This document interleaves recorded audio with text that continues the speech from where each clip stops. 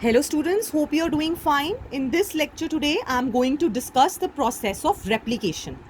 So as we had seen in the central dogma, the DNA replication means that the copies of DNA are being formed, duplication of DNA, that is replication. So then there were certain group of scientists who studied this process, that how it happens and what type of process it is. So it was found that each DNA molecule after replication, it has one parental and one newly synthesized strand. That is called as semi-conservative DNA replication. Now talking about the experimental proof who provided that the DNA replication is semi-conservative, that is Michelson and Stahl. So it is also called as Michelson and Stahl experiment. In this, they used E. coli as their model organism, and they grew it in heavy isotope of nitrogen. That was the only nitrogen source. You can see here N15, the heavy isotope of nitrogen. So this was given in the medium, and then DNA was extracted. DNA was then analyzed on the basis of its density through cesium chloride density gradient centrifugation. So then we got one band of the DNA. After this, E. coli was transferred into a light isotope of nitrogen, that is N14. So at different time intervals, DNA samples were taken, and it was seen that when the E. coli had been shifted in the N14 medium, hybrid DNA was formed, means intermediate density was seen. After 40 minutes, number of hybrid DNA molecules were equal to the number of light DNA molecules. So can you tell after 80 minutes what happens?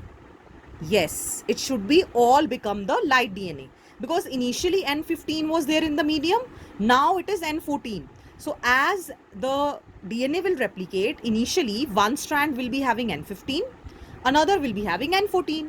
Now as the time passes, this N14 will predominate. So all the DNA will become the lighter DNA.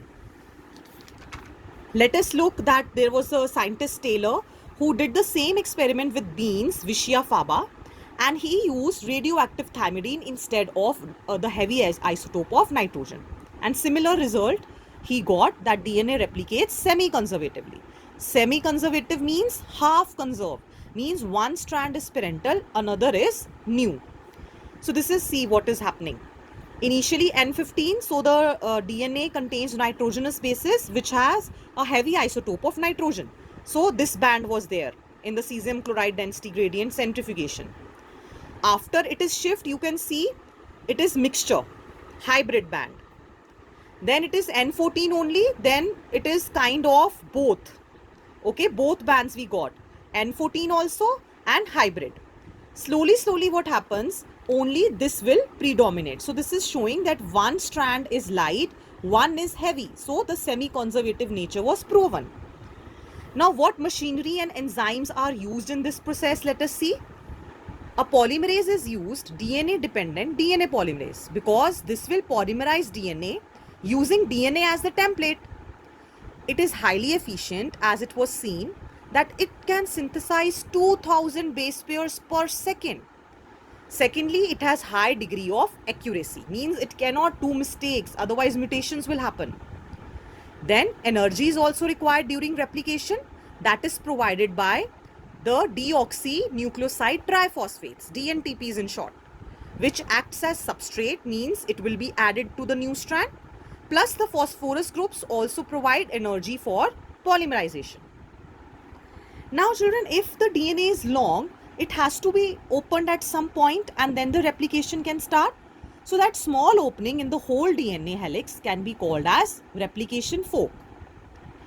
So the catalysis of DNA polymerase is always in one direction. Remember, it is from 5' to 3'.